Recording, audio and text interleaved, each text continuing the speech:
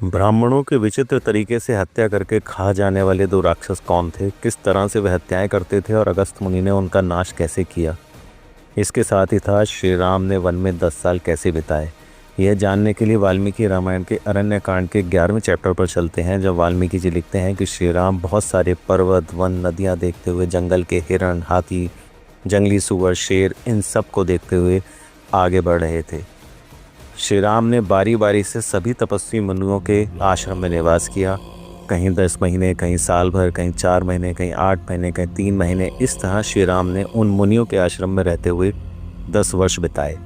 फिर सब और घूमकर सुतीश मुनि के आश्रम पर वापस लौट आए। कुछ समय बाद श्री राम ने पूछा कि मैंने प्रतिदिन बातचीत करने वाले लोगों के मुँह से सुना कि वन में कहीं मुनि श्रेष्ठ अगस्त जी निवास करते हैं, परंतु मैं उनके स्थान को नहीं खोज पाया। उन बुद्धिमान महर्षि का सुंदर आश्रम कहाँ है, मैं उनके दर्शन करना चाहता हूँ।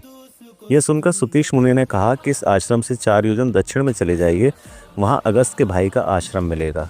वहाँ एक रात ठहरकर दक्षिण दिशा की ओर 1 योजन आगे जाने पर आपको अगस्त मुनि का आश्रम मिलेगा। श्री राम ने उस आश्रम के लिए यात्रा शुरू कर दी। शाम होते होते श्री राम अगस्त मुनि के भाई के आश्रम में पहुँचे। वहाँ श्री राम ने लक्ष्मण जी को एक अद्भुत कथा सुनाई। उन्होंने बताया कि 2 राक्षस थे जो अपनी इच्छा के अनुसार रूप धर लेते थे। उनका नाम था वातापी और एल्बिल। ये ब्राह्मणों की हत्या करते थे और इनकी हत्या करने का तरीका भी बड़ा रोचक था। एल्बिल ब्राह्मणों का रूप धारण करके संस्कृत बोलता हुआ जाता था और श्राद्ध के लिए ब्राह्मणों को निमंत्रण देता था। फिर अपने भाई वातापी, जो एक बकरी का रूप धारण कर सकता था, उसका संस्कार करके श्राद्ध में ब्राह्मणों को खिला देता था।